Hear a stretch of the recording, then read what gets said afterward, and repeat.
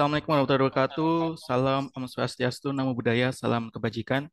Selamat pagi dan selamat tahun baru 2025. Saya ucapkan kepada Bapak Ibu hadirin sekalian, puji syukur kita panjatkan kepada Tuhan Yang Maha Esa, karena atas rahmat dan juga karunia-Nya, kita semua dapat berkumpul pada pagi hari ini dalam keadaan sehat walafiat. Saya ucapkan juga kembali kepada dan selamat datang kepada Bapak Ibu hadirin webinar spesial series ke-52 yang menjadi pembuka rangkaian program inspiratif di awal tahun 2025 ini. Dan perlu saya informasikan pada webinar pada pagi hari ini adalah hasil kolaborasi yang istimewa antara KMMB Consulting, Institute of Certified Management Accountants atau ITSMA Indonesia, dan PT PNM Venture Capital.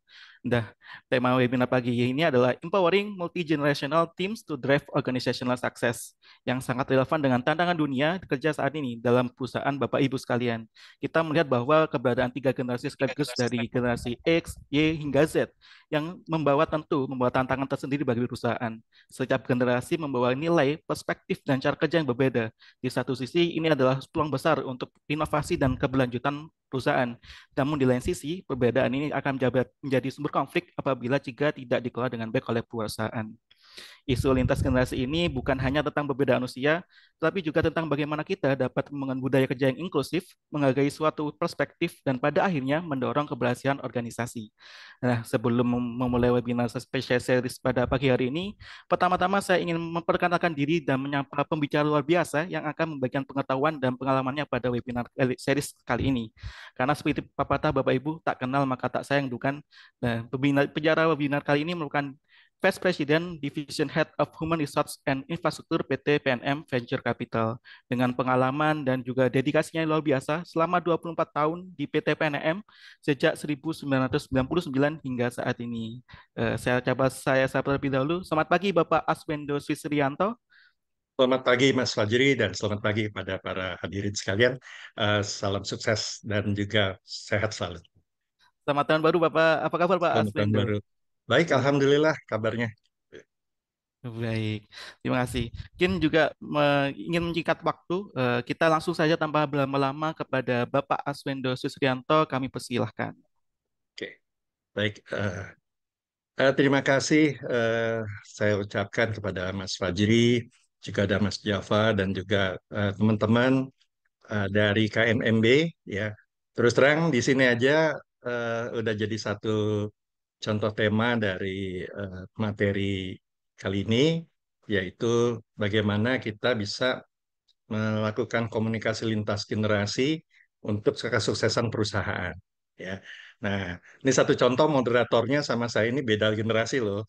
Mas Fajri mungkin lahir di tahun 2000-an ke sini ya. Kalau saya tahun 70-an ke sini gitu loh ya. Nah, jadi ini udah ada perbedaan, tapi nggak apa-apa, justru itu yang mau kita bicarakan. Ya, baik. Saya bekerja di PT PNM Venture Capital yang berdiri pada tanggal 28 Oktober tahun 1999 dengan kegiatan usaha penyertaan saham, obligasi konversi maupun juga pembelian surat utang dan pembiayaan usaha produktif. Kami sebagai anak perusahaan dari PT PNM yang juga berada di dalam saat ini berada di dalam naungan BRI Group ya. Nah, sebagai holding ultramikro. Oke, ya. Nah, kita pun memiliki visi menjadi lembaga keuangan modal ventura terkemuka di Indonesia dengan program pemberdayaan dan kewirausahaan bagi UKM, usaha kecil dan menengah. Ya. Nah, kemudian di POJK nomor 25 tahun 2003 itu mewajibkan perusahaan modal ventura itu memilih mau jadi perusahaan yang berbasiskan penyertaan atau yang berbasiskan pembiayaan. Nah, kami memilih menjadi perusahaan yang berbasiskan pembiayaan. Ya, artinya dua-dua bisnis itu jalan paralel tapi lebih besar concernnya kepada pembiayaan. Gitu. Kemudian kita memiliki misi mengembangkan usaha kecil dan menengah secara menyeluruh dan terintegrasi dengan menyediakan eh, permodalan atau pembiayaan dan juga bantuan manajemen. Kemudian kita juga berusaha meningkatkan value added dari usaha wirausaha atau entrepreneur dengan produk dan jasa yang memiliki value tinggi. ya. Kemudian kita juga mendukung perluasan pemerataan kesejahteraan kepada masyarakat dalam bentuk kewirausahaan, ya, atau entrepreneurship. Singkatnya sebetulnya tahun 99 founding fathers PNM itu sudah berpikir jauh tentang startup company sebetulnya ya. Nah, jadi makanya apa yang kita susun saat ini sebetulnya relevan dengan perkembangan zaman, apalagi khususnya saat ini, gitu ya. Nah, kalau sebelumnya rata-rata jenis usaha itu untuk pembiayaan akan lebih banyak berkenalan dengan industri perbankan. Nah, industri perbankan ini sudah lama menjadi bagian utama untuk mendukung perekonomian satu negara. Nah, tapi di luar negeri itu juga ada yang namanya eh, investor modal ventura. Nah, kami waktu itu our founding fathers ya, founding fathersnya PNM sudah berpikir bagaimana juga ada alternatif dalam melakukan pembiayaan kepada usaha kecil dan menengah. Maka dibentuklah PT PNM Venture Capital. Nah, boleh lanjut Mas ini ya, Mas Fajri ya. Nah, di sini struktur perusahaannya kita adalah sebagai berikut ya. Jadi kita adalah anak perusahaan dari PT PNM dulunya Persero, kalau sekarang karena PT PNM sudah menjadi bagian dari BRI Group, maka disebut sebagai PT PNM. Kemudian kita sebagai perusahaan modal Ventura, kita di bawah kita ini ada sekitar 9 perusahaan lainnya yang bergerak di berbagai bisnis.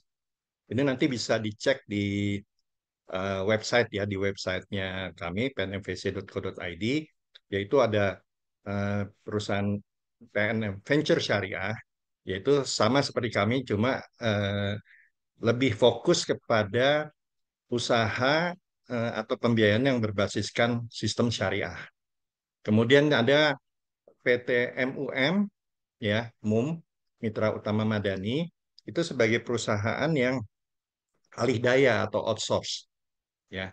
Kemudian ada juga PT MNM, ini sama ini perusahaan alih daya juga, bedanya adalah MNM juga punya fokus untuk melakukan pendidikan dan pelatihan ya. Nah, kemudian ada MTM ya, bukan MNM, sorry MMI satu lagi yang bergerak di bidang pendidikan dan pelatihan. Kemudian ada MNM. MNM ini adalah perusahaan yang namanya Mitra Niaga Madani bergerak di bidang properti. Jadi sewa kantor, kemudian juga eh, apa bangunan, tanah dan bangunan gitu ya. Jadi yang terkait dengan properti dipegang oleh PT MNM. Kemudian ada PT MTM, Mitra Tekno Madani. Ini adalah perusahaan yang bergerak di bidang teknologi informasi, sehingga eh, apa pekerjaannya banyak menyusun develop aplikasi, kemudian juga memiliki satu produk yang namanya PNMDG, yaitu produk yang aplikasi berbasiskan Android maupun iOS Apple, di mana di situ bisa dipergunakan oleh baik para karyawan kami dan juga nasabah juga dan juga pihak eksternal, sehingga kita terhubung dalam aplikasi yang sama gitu. Kemudian ada MPM Mitra Proteksi Madani. Ini adalah salah satu perusahaan broker asuransi ya, yang juga di sini menjadi penghubung asuransi kesehatan maupun asuransi pembiayaan yang kami lakukan. Kemudian tadi MMI yang sudah saya jelaskan, dan ada MBM, Mitra Bisnis Madani. Ini bergerak di bidang sewa kendaraan, ya, baik mobil maupun motor, termasuk juga eh, infrastruktur pendukung seperti eh, halnya dengan mesin diesel gitu ya, dan kemudian hal-hal yang terkait sama operasional kantor ya. Kemudian ada MDM. MDM ini juga satu perusahaan mitra dagang madani ya. Kebetulan eh, waktu itu saya termasuk yang mendirikan perusahaan ini, bergerak di bidang usaha retail seperti kayak warung. Kami ada warung Mekar, ada jumlahnya sekitar 8 ribuan itu, ya. Kemudian supplies terhadap usaha-usaha yang bersifat retail, ya, perdagangan, dan juga pendukung dari kalau kami sebagai holding membutuhkan ATK atau membutuhkan supplies kantor, kami berhubungan sama MDM. Kemudian ada KDM, ya, eh, apa KDM ini adalah usaha yang bersifat mendukung publikasi maupun kegiatan yang terkait sosial media.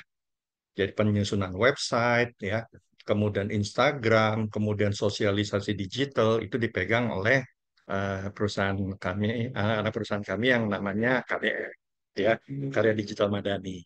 Ya, itu secara umum apa yang bisa saya jelaskan mengenai struktur perusahaan PNM Venture Capital. Oke. Selanjutnya Mas Fajri. Oke. Dari penjelasan sebelumnya, antara tahun 1999 sampai juga ke tahun 2025 sekarang, ya. Oke. Ya. Itu ada perjalanan panjang, ya. Nah, ini sengaja ditulis 23 tahun. Kenapa? Karena gini, dari tahun 99 sampai tahun 2000-2009 itu adalah masa-masa sulit sebetulnya bagi kami.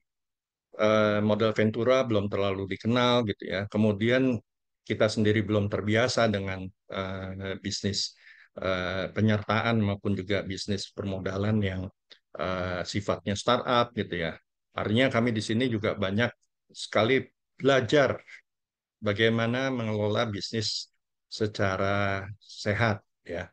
Kemudian antara 2010 mulailah kita mendirikan anak perusahaan ya. Terus kemudian 2011 dan 2014 kita mulai melakukan transformasi ya, kita dirikan ada MNM, ada MUM, ada MTM, ada MPM.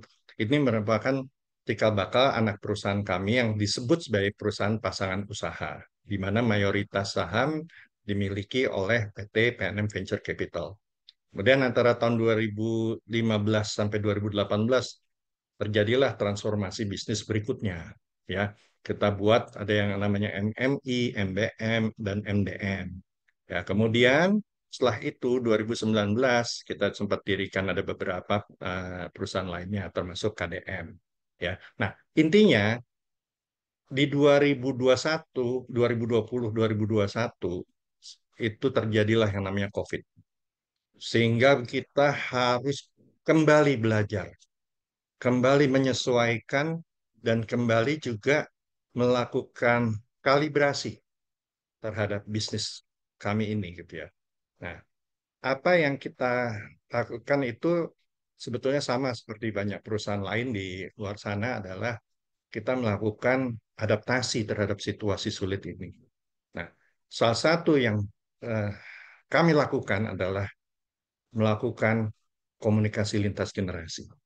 Nah, itulah yang sebetulnya menjadi intisari yang mungkin akan di-sharing dalam sesi webinar ini. Ya, terus terang, mungkin dari sisi keilmuan Bapak dan Ibu, Mas dan Mbak yang ada di sini, bisa jadi justru lebih tinggi daripada saya. Nah, saya mohon maaf sebelumnya. Yang saya lakukan adalah sharing. Karena sharing pengalaman itu tidak melihat orang itu lebih pandai, lebih pintar, lebih ini, tapi adalah apa yang bisa diambil hikmahnya dari pengalaman yang sudah dilakukan atau dialami oleh perusahaan ataupun orang-orang yang berada di dalamnya. Oke, lanjut Mas Fajri. Oke, kita sekarang bicara tentang eh, perbedaan generasi angkatan kerja di satu perusahaan. Ya, nah mungkin saya ngomong dari sebelum generasi X malah ya. Sebelum generasi X itu ada namanya baby boomer. Itu tahun 46 sampai tahun 64. Nah, kenapa nggak dibahas di sini? Ya. Kenapa? Karena kalau kita lihat di ujungnya aja tahun 64, sekarang tahun 2025.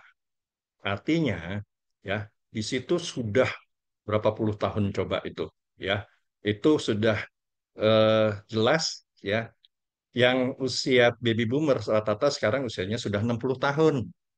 Artinya sudah bukan usia angkatan kerja, sudah pada pensiun. Sehingga kita karena eh, ini sudah di luar dari angkatan kerja, tidak kita masukkan di sini. Ya. Nah, tapi kalau generasi X ini masih nih ya antara tahun 65 sampai tahun 80, bahkan beberapa di antaranya berada di level top management atau pimpinan puncak dari satu perusahaan. Nah, karena adanya menjadi penting untuk memahami karakter dari generasi X ini, gitu ya. Nah, kemudian ada generasi Y. Nah, generasi Y ini lahir antara tahun 91, 81 sorry ini ya, sampai tahun 96 ya. Nah, apa sih yang menjadi pembeda dari generasi Y ya dibandingkan generasi X misalnya ya? Kalau generasi X itu adalah generasi yang bersifat transisi, ya. Jadi lingkungan dunia pada saat generasi X dibesarkan itu merupakan generasi yang manual masih bisa, tapi digital sudah mulai diperkenalkan dan sudah mulai dipakai, ya. Jadi kalau disuruh nulis tangan generasi X itu ya masih lancar banget, gitu ya. Disuruh ngetik di mesin tik masih bisa, meskipun mungkin ya perlu dibiasakan lagi, tapi masih bisa. Ya, terus PC generasi awal yang masih pakai disket waktu itu, mungkin yang di generasi Z sekarang udah nggak begitu paham. Ada namanya floppy disk. Itu harus dimasukin ke dalam komputernya untuk booting. Kemudian kalau sudah masuk ke sistem operasinya, kita ganti floppy disknya dengan sistem operasi. Jadi repot banget lah tahun-tahun segitu dan itu dialami oleh generasi X gitu ya. Nah, tapi karena memang biasa ngerjakan sesuatu yang bersifat manual, pada saat itu dibantu sama teknologi, akhirnya secara logika pekerjaan itu alur prosesnya masih bisa nyambung ya. Nah, karakter lainnya biasanya orang-orangnya cenderung patuh dan loyal terhadap aturan, ya aturan perusahaan maksudnya di sini. Ya cenderung cenderung patuh bukan berarti nggak bisa ini ya berbeda, tapi rata-rata kecenderungannya adalah patuh. Kemudian di generasi Y itu besarnya udah di era lingkungan digital ya. Handphone tuh udah biasa, email tuh udah baru lahir aja mungkin udah dibikinin orang tuanya alamat email gitu. Ya, sosial media juga fasih gitu ya. Nah, memiliki kemampuan menyelesaikan masalah dengan teknologi digital, namun udah ke kehilangan akar dari teknologi manual. Jadi satu contoh misalnya tadi yang saya ceritakan PC manual itu bagi itu udah sangat obsolete. Mesin tik itu udah barang museum lah ya. Kemudian eh, nulis itu ya mendingan pakai eh, iPad lah atau pakai apa ketik di notes gitu ya. Ya intinya udah lebih ke arah digital minded ya. Itu lahir antara tahun 81 sampai tahun 96 ya. Nah, keunggulannya biasanya cenderung kolaboratif karena nggak suka sesuatu yang terlalu manual gitu nggak suka ya. Yang sesuatu yang bertele-tele juga nggak suka. Dan tapi pengen mengalami yang namanya experience atau satu pengalaman. Makanya di generasi ini punya satu ciri khas, sangat senang jalan-jalan, sangat senang ya. Karena apa? Bagi generasi Y, jalan-jalan itu adalah bagian dari experience. Jadi mobilitasnya tinggi, gitu. Jadi mudah untuk beradaptasi sebetulnya gitu. Oke ya. Nah, kemudian di angkatan kerja berikutnya ada yang namanya generasi Z ya. Kelahiran antara tahun 1997 sampai 2012 ya. 2012 ini yang 2012 tentu belum angkatan kerja ya, tapi yang tahun 2000-an sampai sekitar tahun 2009 itu udah banyak yang masuk angkatan kerja karena usianya udah di atas 18 jadi 19 tahun ke atas lah gitu ya. Nah, ini ya karakternya adalah sudah digital minded sejati. Artinya beberapa sosial media yang dianggap sudah terlalu apa ya, uzur itu udah nggak mau sentuh. Satu contoh gini, di generasi Y atau generasi X masih banyak yang mainnya Facebook misalnya. Tapi coba lihat generasi Z. Itu dibilang, wah itu sosial medianya bapak-bapak atau orang tua, ya, yang senang mau reunian gitu. Loh kita kan baru lulus, ya baik baru lulus SMA atau baru lulus kuliah gitu ya. Jadi belum ada isu reunian, ya. Semua kontak masih ada di WA, ya, masih ada di ini apa, eh istilahnya tuh Instagram gitu ya. Nah, kita masih saling memfollow gitu ya. Jadi nggak butuh misalnya mencari teman lama atau gimana gitu karena semua teman yang ada masih existing sampai saat ini gitu ya. Nah, cenderung cara komunikasinya itu ekspresif. Makanya di dalam sosial medianya yang dipilih juga yang ekspresif kayak YouTube, TikTok, Instagram. Pokoknya apa yang terjadi itu yang ditampilkan. Dan kadang-kadang yang tidak terjadi pun juga ditampilkan gitu ya. Jadi maaf kata misalnya ya, melihat, ada senior yang dianggap seniornya dia lah gitu ya pergi ke apa Eropa mungkin ya, mungkin pendidikan atau apa. Nah, eh, maka juniornya juga mengupayakan bagaimana seolah-olah pergi ke sana, ya, seolah-olah pergi ke sana. Tapi di sisi lain kreatifnya luar biasa, ya. Terus meskipun relatif susah diatur, tapi karena kompetitif ya, jadi kita bisa mempergunakan jasa dari generasi Z ini untuk sesuatu yang sifatnya kompetitif karena mereka lebih berani dalam tampil, ya. Tidak kamu aja deh, kamu aja, enggak. Ya udah saya aja gitu, ya. Nah, jadi ini kita harus sadari ya, ada perbedaan mendasar lintas generasi, tapi semuanya kerja di perusahaan yang sama. Nah, ini kan jadi sangat sangat menarik dan sangat relevan ya. Gimana caranya beda-beda generasi ini bisa kita pahami ya. Nah, saya ambil contoh aja gini. Sebagai Kepala Divisi SDM, saya kan menghadapi berbagai cara komunikasi ya. Nah, satu contoh eh, ada apa case di mana salah satu karyawati tidak masuk ke kantor itu selama 3 hari ya. Nah, kalau di generasi X dulu itu biasanya ada surat yang ditujukan kepada perusahaan ya, izin untuk tidak masuk dan biasanya dilampirkan juga dengan surat dokter. Oke ya. Nah, kalau di generasi Y biasanya adalah menyampaikan dalam bentuk eh, WhatsApp ya ataupun SMS sebelumnya SMS gitu ya. Terus kemudian juga kalaupun ada surat dokter dilampirkan dalam bentuk attachment. Oke ya. Nah, di generasi Z, nah ini yang lebih lebih unik gitu ya. Kebetulan karyawati yang bersangkutan adalah generasi Z. Saya tanya atasannya, nggak tahu informasinya. Akhirnya hari keempat yang bersangkutan hadir, datang ke kantor. Dan saya eh, apa, ajak bicara, ya. Mbak, 3 hari kemarin nggak masuk, kemana? Ya, karena aturan perusahaan mewajibkan kalau lebih dari 1 hari harus ada surat dokter. Oke. Nah, kemudian eh, apa? Dia bilang, wah Pak, saya sakit Pak, flu berat, nggak bisa bangun dari tempat tidur. Ya, eh, terus kenapa Mbak nggak ngasih tahu? Ya, loh sudah Pak. Gimana cara ngasih taunya? Kan saya tidak menerima surat, tidak ada pemberitahuan via WA atau via SMS. Terus atasan Mbak juga bilang tidak.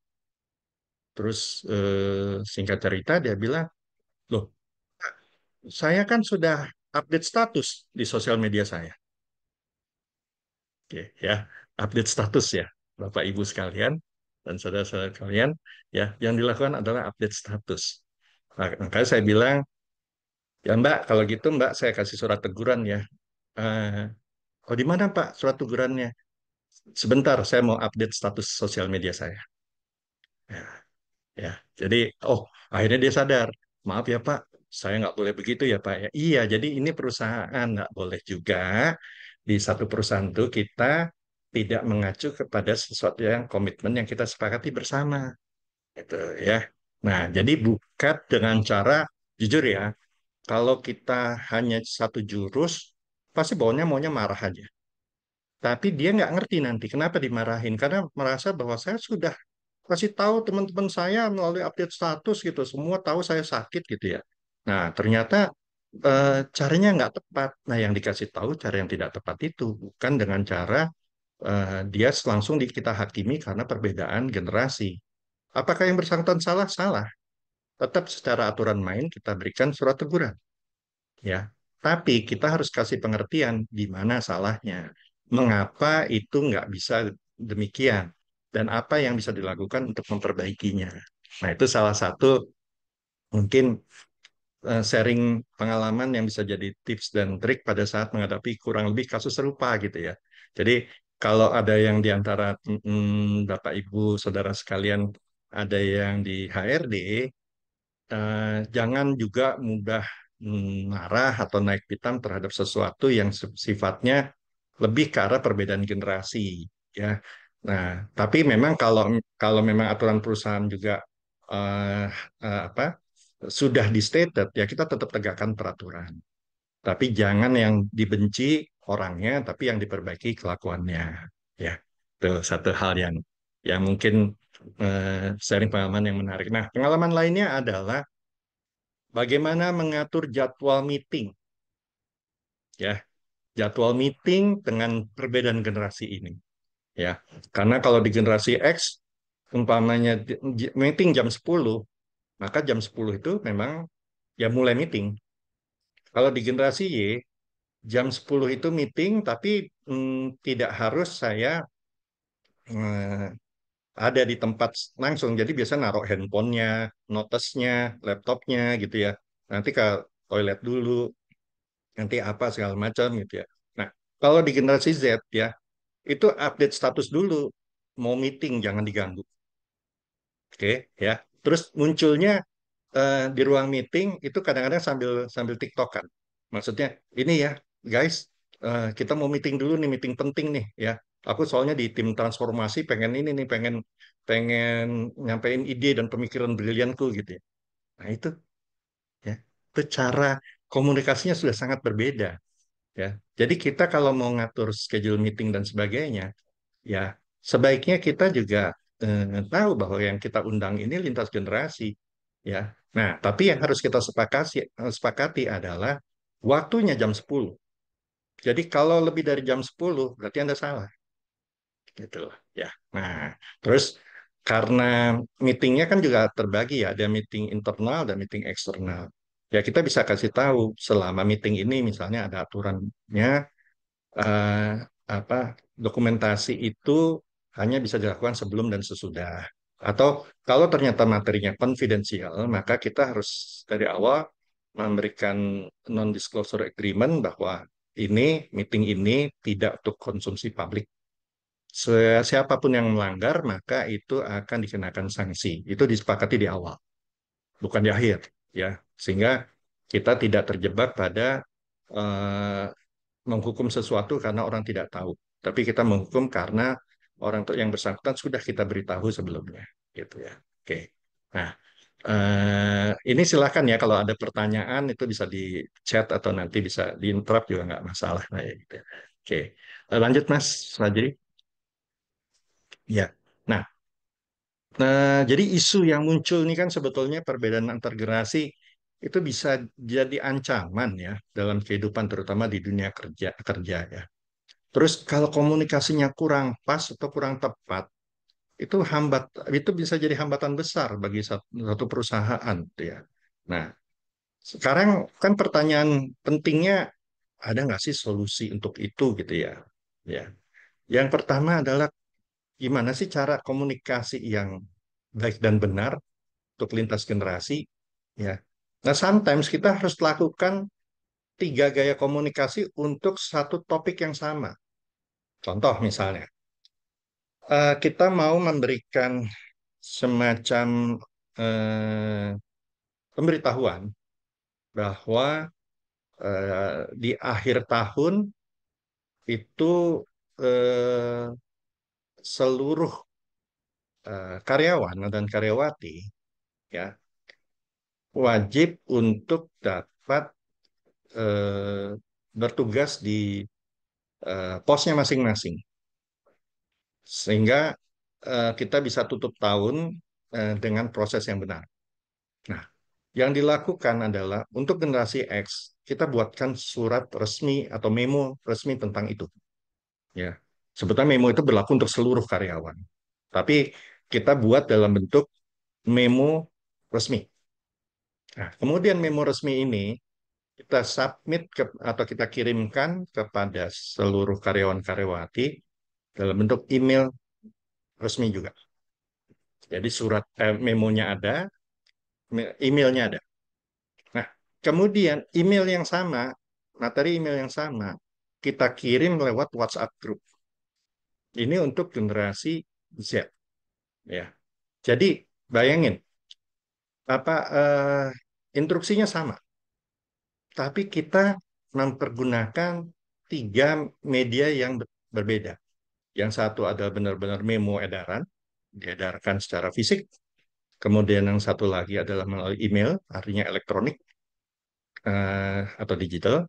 Nah, yang ketiga adalah via sosial media, ya, sosial media, WhatsApp grup perusahaan misalnya atau WhatsApp grup karyawan, ya. Itu jadi eh, mau nggak mau suka nggak suka, jangan hanya mengandalkan satu eh, saluran komunikasi, ya, karena nanti ada yang mengaku tidak membaca. Tahu-tahu dia udah liburan di akhir tahun nggak masuk atau apa karena merasa bahwa saya kan udah kerja setahun saya mau mau jalan-jalan gitu ya. Nah itu ya satu satu hal yang mengapa kita harus buat komunikasinya open communication tuh ya, komunikasi yang baik dan benar gitu ya. Nah kemudian khususnya di kalangan leader itu harus punya kemampuan mendengarkan dengan baik ya. Jadi misalnya saya ambil contoh saya gitu ya. Kalau saya nggak punya pemahaman bahwa yang saya support itu lintas generasi, maka saya hanya pakai satu jurus saja komunikasi. Kalau kamu nggak mau nurut, maka kamu akan saya hukum. Nah, kalimat itu mungkin kalau di generasi saya, generasi X ya, itu sudah bisa membuat orang patuh. Karena pada dasarnya generasi X itu lebih patuh, main. Tapi di generasi Y sama Z itu berbau otoriter. Sehingga apa yang terjadi, mereka hanya patuh di depan kita, di belakangnya enggak. Sedangkan yang kita perlukan itu patuh bukan sama kepala divisi HRD, tapi patuh sama peraturan perusahaan kan, ya. Jadi saya juga harus bisa merangkul mereka agar menjalankan itu. Dan siapapun yang di posisi SDM, idealnya melakukan itu. Karena kalau kita misalnya tidak melakukan itu, misalnya satu contoh nih, sampai akhir tahun ya saya harus bertugas ya. Eh, jangan jangan bikin surat atau bikin memo kemudian saya sendiri tidak menjalankannya, itu akan menjadi contoh yang buruk gitu kan ya. Nah kemudian eh, saya satu generasi X juga harus belajar teknologi digital, komunikasi digital ya, nggak boleh anti terhadap itu. Jadi nggak mau tahu tentang banyak banget itu ya. Selain WhatsApp kan ada yang namanya Line, ada yang namanya Telegram ya. Terus banyak banget sebetulnya ya di luar sana. Dan itu kadang-kadang trending gitu ya, trending. Saya harus mempelajari juga tentang YouTube, saya harus mempelajari juga tentang TikTok gitu ya. Kenapa? Karena Instagram. Karena tanpa saya mempelajari itu gimana mau menyampaikan pesan ya. pasti akan susah, pasti akan muncul eh, banyak hambatan atau kendala di lapangan, dan itu nggak akan pernah eh, selesai jadinya. Ya, akan selalu ada gap dan selalu akan timbul problem-problem yang akhirnya membuat kita itu nggak bisa menjadi apa ya, komunikator yang efektif di satu perusahaan, ya. Dan kebalikannya, karena merasa tidak ada feedback, akhirnya yang generasi Y dan Z ini ujung-ujungnya ya resign karena merasa mentok. Nggak bisa lagi nih, ya, gua mesti healing nih, gua mesti bisa cari perusahaan yang menghargai gue, ya. Gue harus bisa apa ya, eksis tanpa harus dimarahin tiap hari gitu ya. Jadi ya itulah yang terjadi gitu ya. Jadi kalau kita nggak punya kemampuan adaptasi dan pembelajaran, ya susah banget itu. Dan kebalikan juga, berikan kesempatan kepada generasi lain untuk memahami generasi kita, ya. Jadi jangan pakai jurus, kalau misalnya kita masih ingat dulu ya, orang tua kita zaman papa mama dulu, atau mungkin zaman pak guru dulu atau bu guru dulu, ya akhirnya tuh yang makin nggak nyampe karena nggak bisa ngebayangin, ya. eh Satu contoh gini aja, ini di luar dari case perusahaan ya, case lainnya nih. Saya pernah ada di satu rest area, ketemu sama empat empat orang, salah satunya yang bawa mobil. Mereka lagi kebingungan, bannya kempes. Nah, bannya kempes itu mereka mau ganti ban, tidak satu pun dari mereka yang pernah pengalaman ganti ban. Akhirnya yang terjadi, saya kan tadinya eh, ngeliatin aja kok nih eh, rame atau ribut sendiri antar teman-teman tuh, rame apa? Ternyata mereka mau membuka ban itu mereka kebingungan caranya gimana. Akhirnya salah satu dari mereka membuka YouTube, ya. Nah, kemudian mencoba mempraktekkan buka ban itu dengan kunci roda, ya. Ternyata caranya salah, bukannya dikendorin tapi dikencengin. Akhirnya saya bergerak untuk saya bantu gitu ya. Saya bantu, gini loh Mas caranya, gini gini gini gini. Yang terjadi apa? Om, diterusin deh Om, nanti Om eh, apa mau makan apa kita traktir, ya. Nah, saya bilang, oh jangan gitu. Om bisa beli makan sendiri, tapi kalau nanti di jalan kejadian lagi, adik-adik juga harus bisa ganti ban. Akhirnya ya saya pandu aja mereka sampai akhirnya bisa masang ban serep di situ. Dan ban yang ini saya bilang nanti ke tukang tambal ban ditambal ya gitu ya. Nah, artinya kita harus juga bisa membuka diri, jangan langsung nyalahin. Masa ganti ban aja nggak bisa, terus masa nggak ngerti, masa gitu aja nggak bisa. Itu judgement namanya. Kalau kita melakukan judgement itu, takutnya saya, kita juga dijudge hal yang sama, ya, sebagai orang yang nggak pernah mau ngerti kesulitan generasi yang berbeda, ya. Gitu itu kan salah satu hal yang menarik lainnya, ya. Nah, cerita lainnya ada pada saat misalnya kita bicara tentang salary, ya. Salary bagi mereka itu tidak berbeda, ya. Jadi maksudnya gini, generasi X itu salary adalah diterjemahkan sebagai nafkah.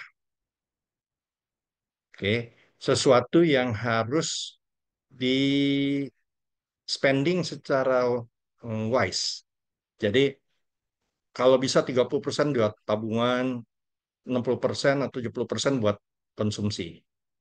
Itu biasanya tuh di generasi generasi X seperti itu. Di generasi Y karena senang jalan-jalan, maka itu udah yang tabungannya biasanya lebih berkurang. Saya pernah baca salah satu ini mungkin 10-15% ditabung, sisanya ya dipakai untuk konsumsi. Ya.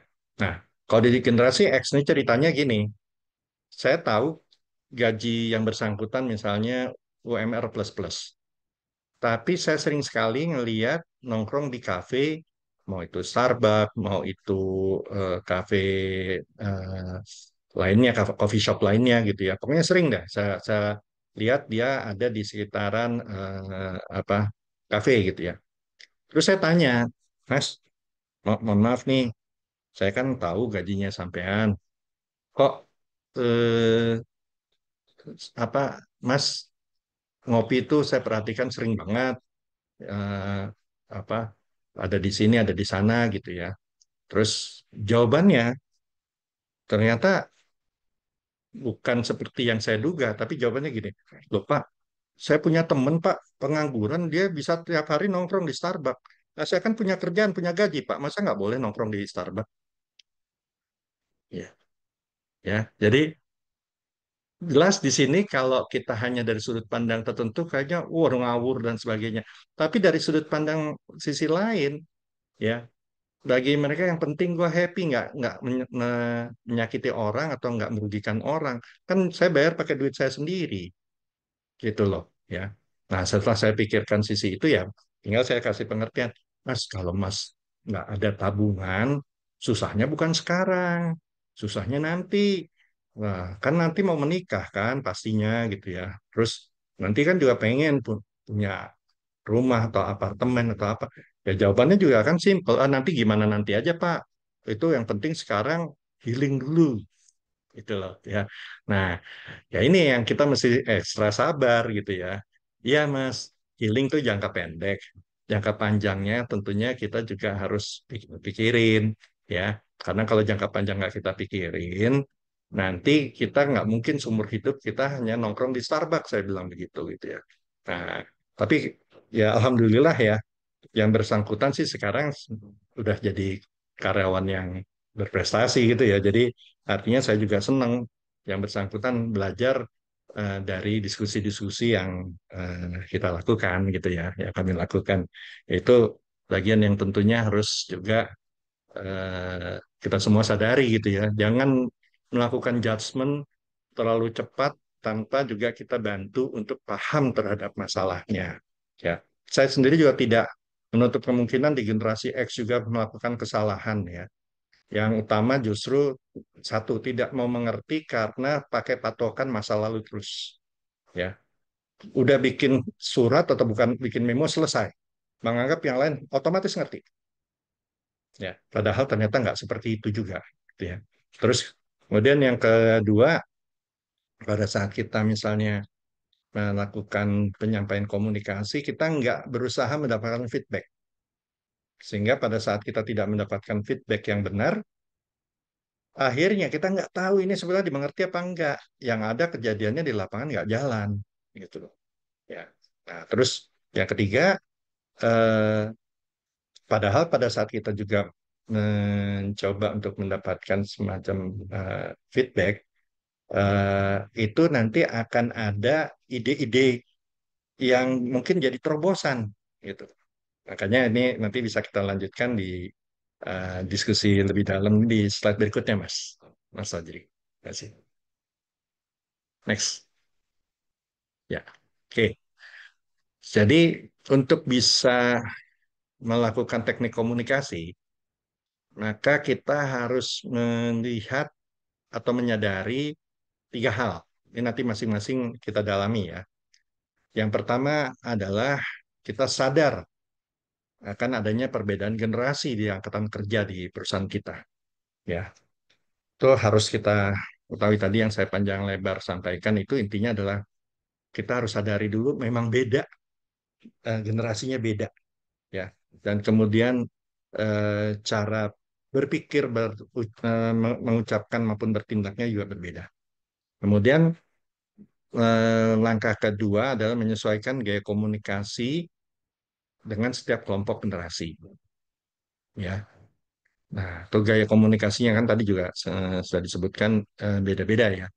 Terus yang ketiga itu adalah memprioritaskan komunikasi terbuka atau open communication lintas generasi yang berbeda, tapi sambil menghormati preferensi masing-masing.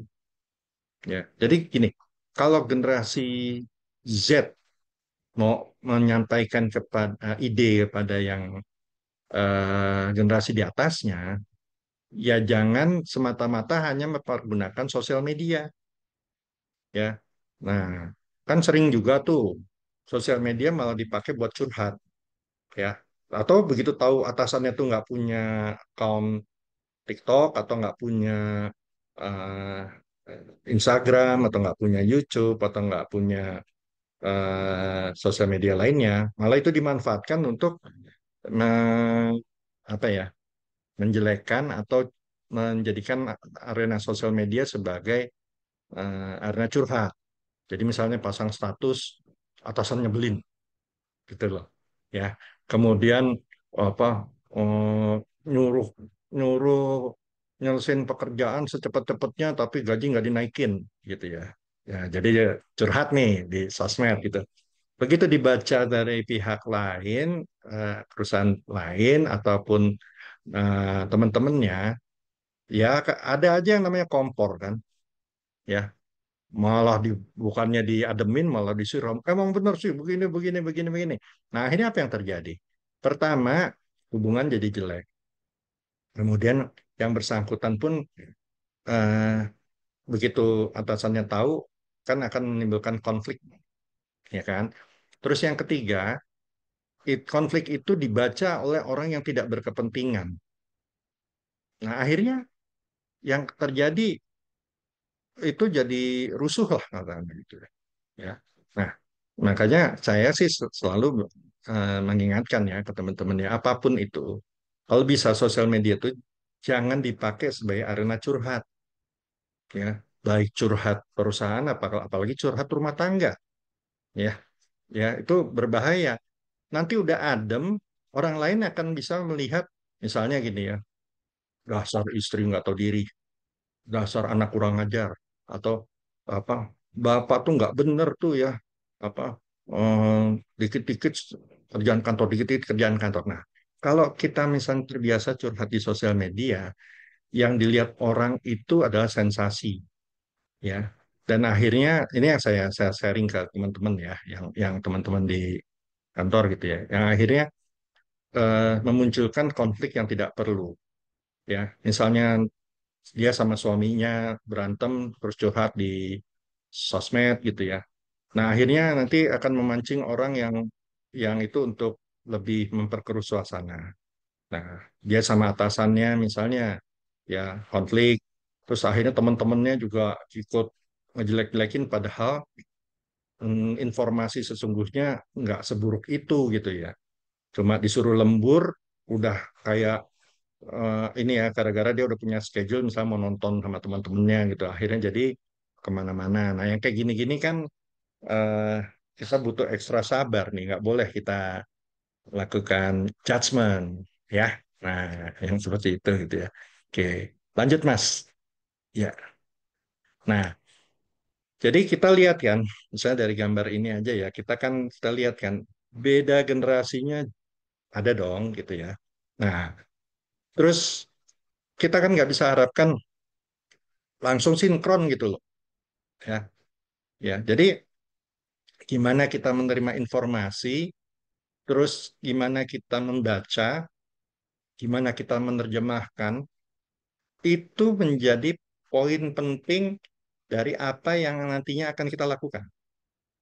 Ya, jadi contoh misalnya kita mau mengubah alur proses satu prosedur, ya. Nah, alur proses satu prosedur itu kalau untuk generasi eh, Z, kalau bisa digambarkan. Makanya banyak kan meme dalam bentuk kartun atau apa segala macam itu bisa dipakai ya. Jadi karena itu akan bisa lebih masuk di mereka visual. Rata-rata orang orang visual gitu ya. Nah, kalau generasi X itu rata-rata orang auditory, jadi mendengarkan ya, atau tertulis verbal, verbal ataupun juga komunikasi tertulis gitu ya. Itu lebih efektif. Kalau generasi Y itu diantaranya dua-duanya masih bisa gitu ya. Nah, kalau bisa kita lakukan tiga jalur komunikasi itu sekaligus, ya. Sedikit lebih repot, tapi pasti akan lebih efektif, ya. Karena terus terang kayak misalnya ambil contoh kalau di eh, grup perusahaan PNM Venture Capital ya, kalau organiknya aja tuh ada 2 ribuan orang. Kalau misalnya ngitung tenaga outsource yang dipekerjakan oleh anak perusahaan kami, itu jumlahnya 30 ribuan. Nah, kalau kita misalnya nggak hati-hati dalam mengelola komunikasi lintas generasi ini, ya bisa bisa berabe lah gitu, bisa nggak nyampe gitu loh ininya ya, message-nya gitu ya. Ini pun kita juga masih terus belajar gimana caranya agar bisa lebih efektif lagi gitu ya. Jadi belum belum bisa dibilang bahwa itu sudah sangat rapi dan sangat sesuai atau apa, itu masih dalam proses menuju ke arah sana. Harus lebih banyak mungkin training yang kita lakukan, lebih banyak apa komunikasi yang kita tingkatkan untuk bisa mencapai ke arah sana. Tapi at least kami sudah menyadari bahwa ini ada gap. Nah, bahayanya kan kalau kita nggak menyadari, itu nggak ada gap kita anggap gitu ya. Semuanya pukul rata satu jurus saja gitu. Akhirnya itu yang akan menjebak kita di dalam keputusan-keputusan yang keliru gitu. Ya, kalau dari sudut pandang kami. Lanjut Mas, next. Ya, oke. Nah, ini kan ya, tadi kan dari dibilang ya. Jadi generasi X biasanya cenderung pendekatannya formal. Ya tadi ya, yang udah disebutkan surat, memo, email resmi gitu ya. Kalau yang generasi Y itu pendekatannya bisa campuran, ya. Surat bisa, memo bisa, email bisa, WhatsApp bisa, Telegram bisa. Artinya, message yang di generasi Y ini kita bisa pegang mau yang mana aja itu biasanya lebih efektifnya, bukan lebih efektif, biasanya nyampe gitu, nyampe gitu ya. Kalau generasi X wajib kita pergunakan saluran manual, ya. Jadi digital boleh sebagai tambahannya gitu, tapi saluran manualnya harus gitu. Jadi kalau nggak ada suratnya nanti nggak jalan itu gitu loh, ya. Nah, kalau generasi Z ya biasanya justru pendekatan informal, ya. Semakin informal semakin bisa dipakai gitu ya. Jadi misalnya gampangnya gini, kita misalnya gathering ya. Terus mau ngumpulin orang jam 7 kita harus ngumpul di lapangan gitu ya. Itu ya, tinggal kita sasar aja apa di WA group ataupun juga apa sosial media lainnya, kumpul jam 7 di di lapangan karena kita mau briefing gitu ya. Itu generasi Z akan muncul duluan karena mereka terus memforward message itu sehingga cepet itu gitu ya.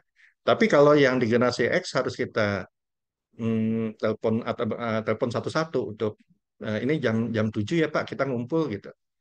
Nah, terus kalau di generasi Y ya kita telepon bisa, kita kirim pesan melalui apa WAG juga bisa, WA grup juga bisa ya.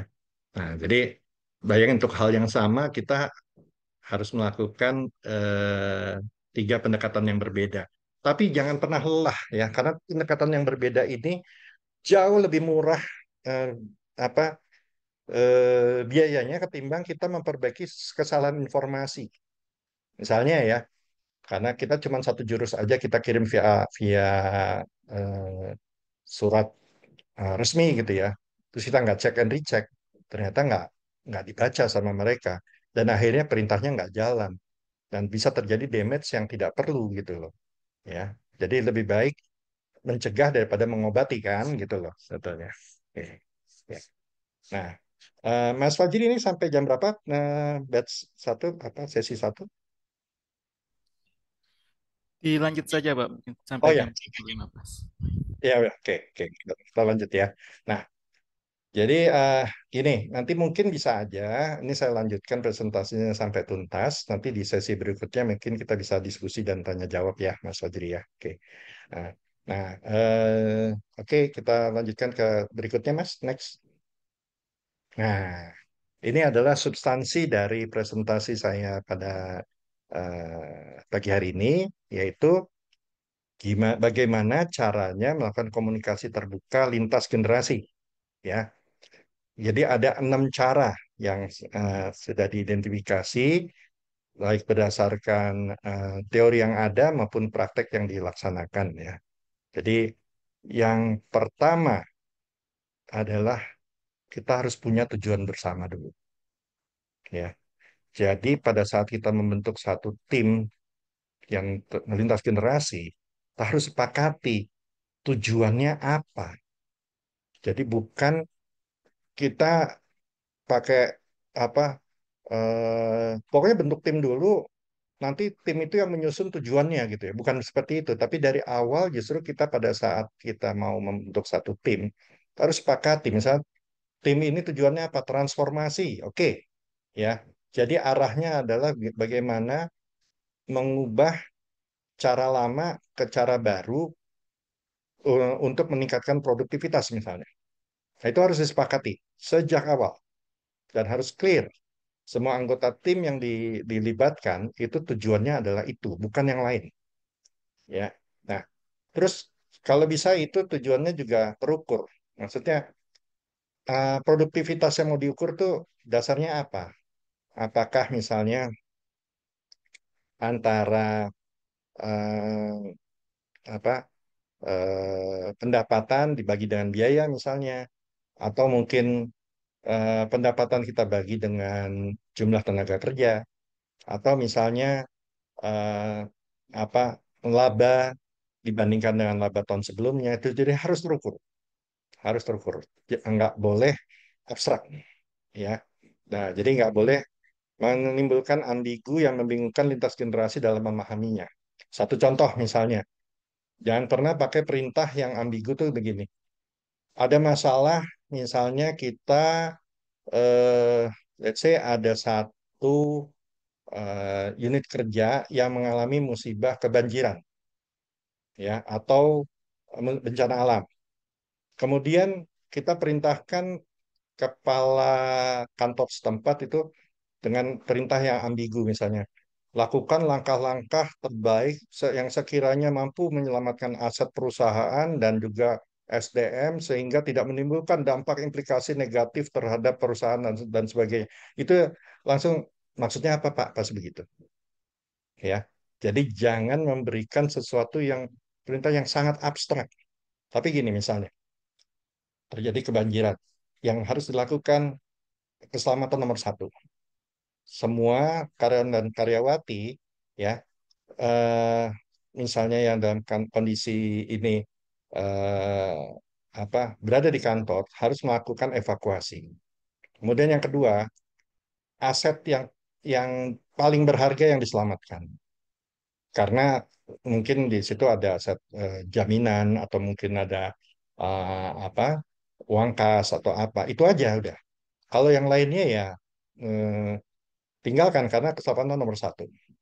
Ya, kalaupun harus memilih tetap keselamatan nomor satu. Ya, jadi itu clear. Ya, adalah kalau terjadi musibah bencana, keselamatan manusia, keselamatan karyawan karyawati nomor satu. Itu. Jadi setelah kalau itu bisa aman, baru aset perusahaan juga itu kita ikut selamatkan yang bisa diselamatkan. Ya kan kita nggak mungkin misalnya membawa semuanya nggak mungkin, tapi apa yang kita anggap paling berharga itu kita harus selamatkan. Terus kemudian yang ketiga adalah eh, apa kita bantu untuk cari tempat yang aman dan kita support untuk bisa mendirikan kantor darurat. Nah, itu satu contoh ya, satu contoh nyata bahwa kalau melakukan satu tindakan itu harus punya tujuan jelas dan terukur. Ya, jadi kalau apa tujuannya adalah safety first, sebanyak mungkin yang bisa kita selamatkan, baik dari sisi SDM maupun dari sisi aset, maka semakin baik. Itu yang namanya terukur gitu ya. Kemudian yang kedua, gunakan cara-cara yang bersahabat ya. Ya. Hindari pendekatan otoriter. Ini sudah sering terjadi dan akhirnya menjadi konflik di beberapa perusahaan yang sempat juga saya ketahui gitu ya, yang akhirnya menjadi eh, hubungan industrial terganggu gitu ya. Ya, biasanya isu-isu yang terkait sama kontrak kerja, isu-isu yang terkait sama apa hak dan kewajiban karyawan, isu-isu yang terkait dengan apa keadilan, isu-isu yang terkait sama penghargaan gitu ya. Nah ini eh, misalnya kita ngomongnya kamu nggak usah ngomong kayak begitu ya karena itu sudah kebijakan perusahaan. Ya jangan, kita harus jelaskan kebijakan perusahaan adalah ini dan ini. Yang Anda langgar ini, ya. Ini sanksinya ini, ya.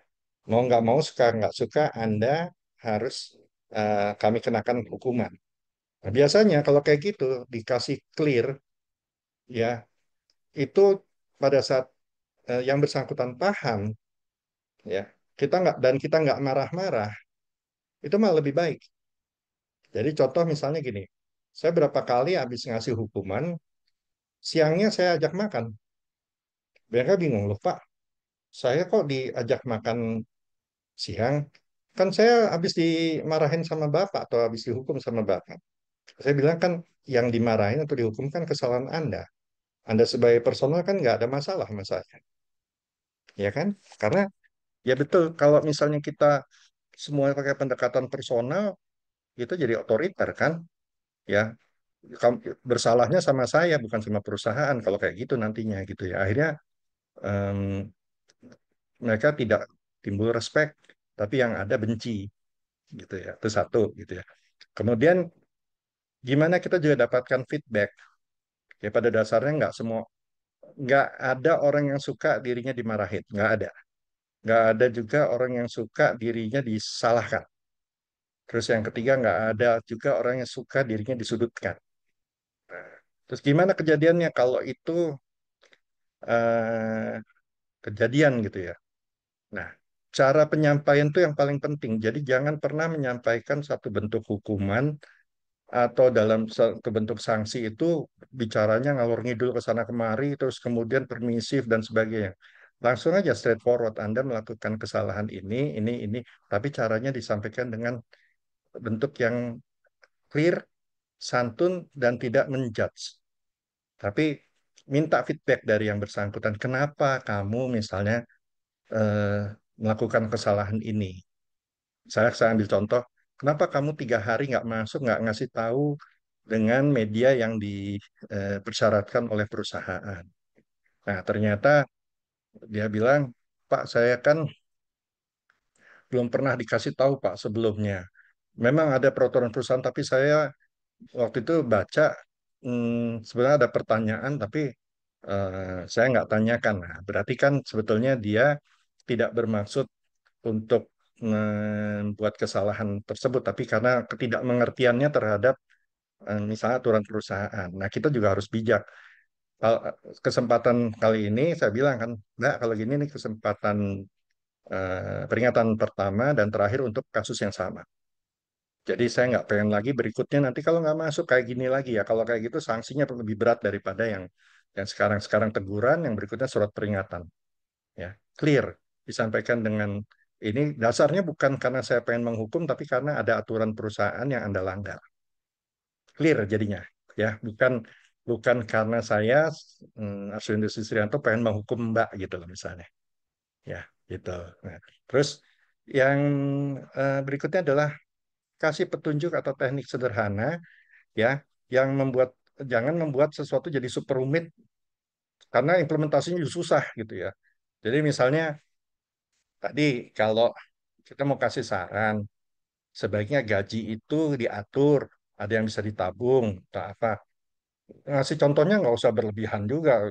George Soros itu gini, ya kalau kita kasih tahu kayak begitu, mereka juga ngimpi lah gitu ya. Tapi kan gini, eh, bisa dilihat dalam 2 tahun, misalnya kita nabung, yuk kita hitung-hitungan yuk, nanti dari gaji kamu ini, kamu nanti punya tabungan sekian, kamu malah bisa melakukan hal-hal yang kamu inginkan. 2 tahun lagi, misalnya kamu punya target 2 tahun lagi pengen liburan ke Bali atau liburan ke Singapura, ya nggak usah pakai pinjaman online gitu loh. Kalau kamu bisa bisa nabung, kasih contoh gitu kan ya. Nah itu pasti mereka akan lebih lebih menghargai, gitu ya. Nah, kemudian yang selanjutnya berikan apresiasi, ya.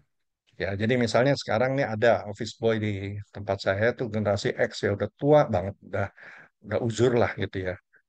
Nah, kan nggak bisa dipaksa dia seperti anak muda gitu ya. Tapi kita gini, setiap kali dia membantu kita, jangan lupa kita berikan apresiasi, Pak, Bapak jangan capek-capek, ya, Bapak udah kerja dengan sangat baik, Bapak juga selama ini nggak melakukan kesalahan, ya. Jadi biarlah yang office boy yang lebih muda Pak, yang ini gitu ya. Oh nggak apa-apa Pak, soalnya kalau saya nggak kerja malah saya pusing, malah saya sakit ya ngomongnya begitu. Tapi kita berikan apresiasi. Jangan kita udah tugasnya, bodo amat gitu loh, ya. Anak-anak muda yang yang kerjanya juga udah benar, ya kita kasih apresiasi. Nah, ini bagus nih, ya. Wah, ini produktivitas kamu bulan ini bagus banget gitu ya. Terus kemudian wah, ini sih kalau kayak gini terus menerus 3 bulan layak nih dapat insentif gitu ya. Nah, yang kayak gitu-gitu tuh kan memotivasi orang, ya. Atau kita tepuk pundaknya gitu ya, bilang, Mas, makasih ya kemarin udah bantuin penyelesaian laporan tepat waktu, kita bisa kirim ya ke regulator dan hasilnya diterima dengan baik gitu ya. Terus habis itu tingkatkan terus ya Mas ya, biar nanti performance appraisalnya bisa dapat nilai yang excellent misalnya gitu. Nah, sehingga orang yang termotivasi itu kan akan lebih produktif biasanya dibandingkan orang yang kita biarkan aja otomatis gitu ya, apa yang mereka mau lakukan ya salah dibiarin, benar juga nggak diapresiasi gitu ya, akhirnya apatis nanti gitu ya. Nah, terus nah ini kita harus hindari kesan senior junior karena saat ini sebetulnya itu udah nggak zaman di satu perusahaan, ya. Senior junior itu kan kalau di organisasi yang militer itu cocok karena memang itu wajib seperti itu, ya. Namanya garis komando kalau kayak gitu. Nah, kalau di perusahaan itu kan banyak sekali yang sekarang organisasinya matriks lah, organisasinya tuh linear, organisasinya juga yang istilahnya campuran, ya. Banyak banget metode penyusunan struktur organisasi modern yang tidak lagi berbasiskan pada junior senior. Jadi bisa aja angkatan junior itu bisa menjadi leader untuk angkatan yang di atasnya. Dan kebalikannya juga ya, bisa jadi angkatan yang senior ini dipakai untuk mendrive inovasi dan kreativitas yang biasanya lebih identik sama yang generasi junior, ya. Karena dengan kita melakukan sesuatu tindakan yang menghindari kesan junior dan senior ini, tapi kita melakukan pendekatan terhadap prestasi, orang jadi ngerti prestasi itu lebih diakui bukan karena dia senior atau bukan karena dia junior, tapi karena dia memang benar berprestasi dan bisa memberikan kontribusi besar buat perusahaan itu, ya. Jadi ini merupakan hal-hal yang menurut saya eh, bisa kita lakukan di eh, tempat kerja yang sama-sama kita cintai semua gitu ya. Saya yakin Bapak dan Ibu dan saudara-saudara sekalian pasti juga ingin perusahaan tambah maju dan berkembang, ya. Saya pun juga sangat menginginkan itu. Makanya salah satu ide dasar dari presentasi ini adalah bagaimana kita di lintas generasi ini kita bisa pahami masalahnya dan kita bisa cari solusi yang terbaik tanpa eh, harus misalnya membuat konflik atau mungkin membuat suasana kerja menjadi tidak nyaman. Itu kurang lebih yang bisa saya sampaikan. Saya kembalikan kepada moderator, Mas Fajri, ya, untuk bisa mungkin sesi pertanyaan atau sesi yang lain. Monggo silahkan Mas Fajri. Ya, Baik, terima kasih. baik. Terima kasih banyak kepada Bapak Aswendo atas pemaparan materinya yang sangat informatif begitu dan sesuai dengan tantangan yang sedang dihadapi mayoritas perusahaan saat ini. Ya, izinkan saya berikut menyampaikan beberapa highlight dari materi yang telah disampaikan oleh Pak Aswendo tadi, bahwa kolaborasi lintas generasi di dunia kerja ataupun di dunia bisnis merupakan tantangan sekaligus peluang besar bagi suatu perusahaan. Setiap generasi memiliki karakter yang generasi yang berbeda. Kondisi lingkungan di mana generasi itu lahir dan tumbuh sangat mempengaruhi karakter suatu generasi. Dengan memahami karakteristik unik setiap generasi dari cara berkomunikasi hingga nilai mereka utamakan dan mengadopsi pendekatan yang inklusif, organisasi dapat menciptakan harmoni, inovasi, dan produktivitas yang optimal melalui tujuan bersama, komunikasi yang efektif, apresiasi terhadap kontribusi, serta pendekatan berbasis nilai, pemberdayaan generasi dapat diubah menjadi kekuatan yang mendorong kesuksesan bersama dan keberlanjutan suatu organisasi ataupun perusahaan. Baik, mungkin selanjutnya merupakan sesi Q&A dan diskusi Bapak atau Ibu yang memiliki pertanyaan maupun pendapat yang ingin didiskusikan terkait materi kali ini bersama Pak Aswendo Srisrianto, dapat menuliskan pada kolom chat Zoom atau apabila Bapak Ibu ingin berinteraksi langsung dengan pembicara kami, Bapak Ibu bisa menyampaikan langsung pernyataan yang ingin ditanyakan.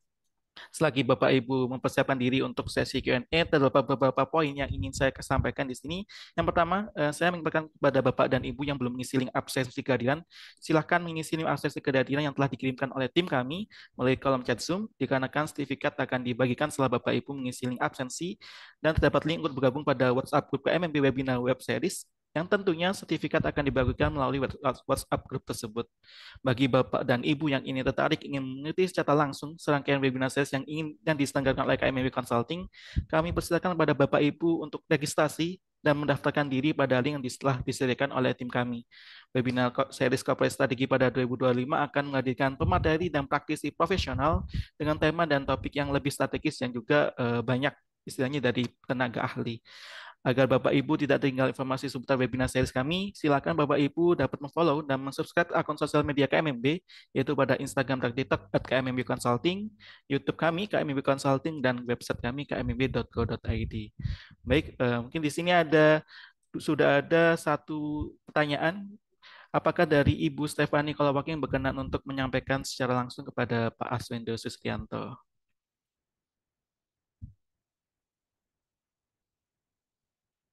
Ya, baik. Terima kasih untuk kesempatannya, Bapak Fajri. Sebelumnya, perkenalkan, nama saya Stefani Kolopaking. Saya dari Ya, Universitas Hayamuruk Perbanas. Di sini ya, saya ada pertanyaan, Bapak. Seperti yang Bapak tahu juga, dan beberapa media juga sempat meliput, kalau misalnya Gen Z ini punya karakteristik yang mudah bosan dan juga mudah trauma gitu, Pak. Jadinya mereka cenderung sering berpindah tempat pekerjaan gitu. Menurut Bapak sendiri, bagaimana untuk mengurangi uh, turnover dari Gen Z ini agar um, bisa lebih efektif gitu dalam mempertahankan, mungkin ada beberapa Gen Z yang punya talenta yang bisa berpotensi untuk perusahaan sendiri, Bapak. Menurut oke, Bapak bagaimana? baik. Terima kasih pertanyaan bagus sekali dari Mbak Stefani ya, Mbak. Saya sangat appreciate karena pertanyaannya ini sebetulnya itu fenomena yang terjadi ya sebetulnya Mbak ya. Bahwa Gen Z ini satu orangnya bosenan, kemudian mudah traumatik gitu, ya kan? Ya. Nah, sekarang gini aja Mbak Stefani ya, misalnya ya, Mbak Stefani ini kan kayaknya Gen Z juga ya Mbak ya. Ya. Nah, pertama adalah dari generasi yang di atasnya, jangan pernah merasa bahwa generasi yang di atasnya itu superior dan lebih pintar, ya. Karena gini, kenapa Gen Z itu traumatik dan juga bosenan? Itu salah satunya juga penyebabnya adalah karena tidak dimengerti, tidak dipahami oleh generasi sebelumnya. Ya, orang kalau nggak dimengerti dan dipahami, ya otomatis frustasi, gitu loh. Ya, jadi PR-nya nih gini, jangan hanya Gen Z yang dituntut untuk berubah, tapi yang generasi di atasnya juga mau beradaptasi. Karena kan bisa aja dianggap anak sendiri atau adik sendiri gitu ya, karena itu akan lebih efektif daripada cuma sekedar gue lebih tua, gue lebih pintar, gue lebih pengalaman, gue lebih tahu. Ya selesai kalau gitu, end of discussion, nggak bisa gitu ya. Nah sekarang kan misalnya gini Mbak Stefani, eh, banyak perusahaan misalnya ya, kenapa yang Gen Z ini seperti kayak traumatik ataupun juga bosenan? Ya karena environment-nya itu tidak diubah mengarah kepada environment yang friendly, yang bersahabat. Ya, saya sendiri gini, kalau saya berinteraksi, saya nggak mau kelihatan jadi kayak angker atau apa sih, angkuh, sombong atau gimana. Karena kalau kayak begitu yang saya lakukan, saya nggak dapat feedback loh. Mbak Stefani mungkin juga nggak nanya. Kalau saya misalnya dari awal caranya hanya pokoknya lakukan ini, jangan lakukan itu, gini gini gini gini. Ya udah otomatis ya udahlah Pak ya, ya. Saya juga nggak ini nggak lama-lama. 15 menit ngikutin cabut lah gitu loh, ya kan? Nah, jadi yang pertama adalah kemauan untuk bisa memahami dari generasi yang sebelumnya dan juga khususnya generasi Z, kemampuan untuk bisa mengkomunikasikan kenapa trauma, kenapa bosen. Ini kadang-kadang juga nggak nyampe gitu loh, nggak nyampe ke pada kami ya. Kadang-kadang cuma sekedar gini ya. Oh ternyata tempat duduknya kita rotasi, itu ya, kita rotasi. Jadi ya, jadi duduknya jangan jangan di situ lagi deh ya, kita pindahin deh ya. Eh, nah begitu dipindahin kan jadi nggak bosen. Atau mungkin unit kerjanya. Oh, jangan-jangan memang anak ini nggak cocok kalau ditaruh di support. Dia ternyata orang yang seneng di apa bekerja, berinteraksi atau bakatnya marketing gitu loh ya. Marketing kalau ditaruh di keuangan kan ya frustasi. Udah pasti lah gitu ya. Dan kebalikannya, orang akuntansi ditaruh di marketing gitu ya. Wah ya, greget ketemu sama orang aja terus ngomongnya mungkin juga terbatas gitu ya. Terus mainannya angka, sedangkan yang diajak bicara ini orang sosial yang malah lagi cerita tentang kopi yang enak dan sebagainya gitu, nggak cocok gitu jadinya.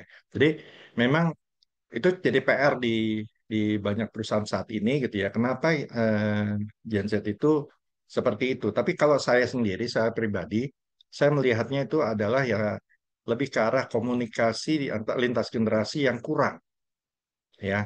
Orang pokoknya gini, siapapun siapapun ya, kalau suaranya tidak didengarkan, ya sekali lagi tidak didengarkan, maka dia akan frustasi ya. Dan sayangnya itu yang sering kali terjadi. Ya, jadi karena dianggap tadi ya masih junior, jadi nggak didengarkan. Ya, kita harus tetap tetap dengarkan, kita harus bisa hargai itu.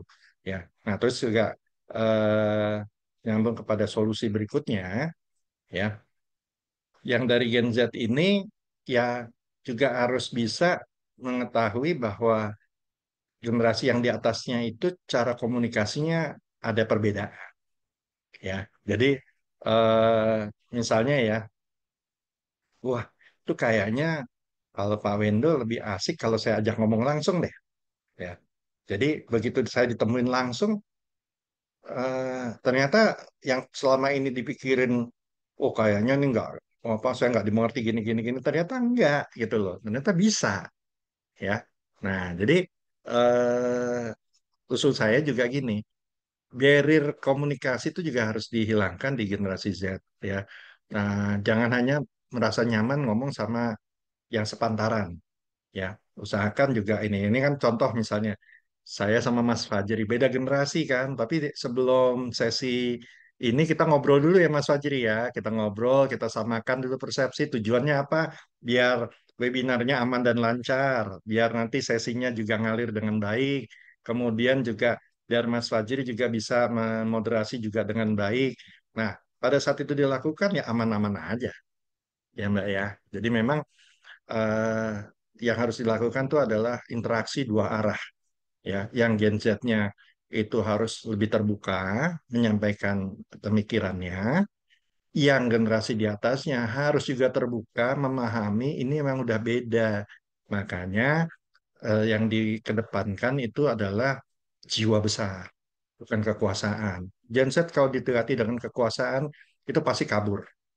Udah pasti gitu ya. Saya aja nggak menjamin ya dengan cara yang udah dilakukan aja bisa aja tetap aja menimbulkan salah pengertian dan dia tetap pergi dari perusahaan ya tempat saya bekerja ini gitu ya. Bisa jadi kayak gitu ya, nggak menutup kemungkinan. Tapi paling tidak kita udah paham juga apa udah kita rangkul aja masih bisa pergi, apalagi nggak dirangkul ya mikirnya gitu ya, apalagi tidak dirangkul ya udah nggak dimarahin aja pergi juga gitu. Apalagi kalau dimarahin terus tiap hari gitu loh. Ya itu lebih cepat lagi pasti perginya. Gitu ya.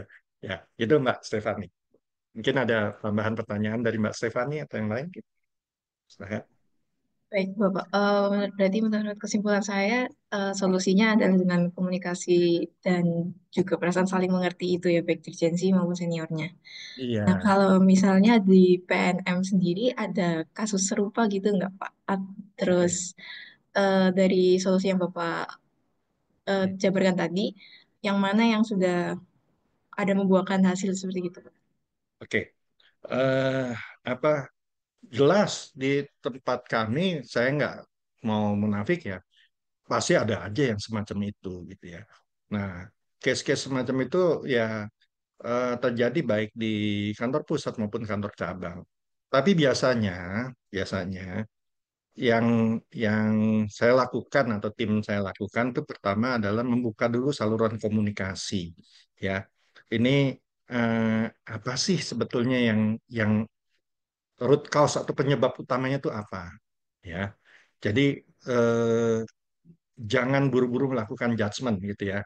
Itu yang dilakukan oleh saya dan tim gitu ya. Kemudian yang kedua, ajak bicara ya.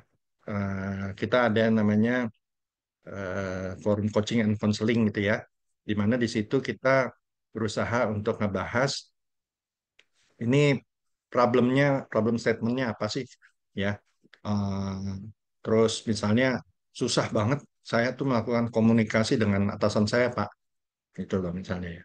Oke, nah terus yang dilakukan coaching counseling itu bukan hanya yang bersangkutan, tapi kita juga tanya ke atasannya, ada apa ya, kenapa sih kok di tempat kamu nih Kak, kok kayaknya turnovernya tinggi sekali gitu ya. Nah, apa yang perlu diperbaiki gitu ya. Nah, nah ternyata misalnya Pak, saya butuh training Pak, gimana menghadapi karyawan-karyawati gitu ya. Oke, berarti itu jadi tugas saya untuk memperbaiki sistem pendidikan pelatihan terkait sama cara komunikasi yang efektif misalnya gitu loh Mbak ya.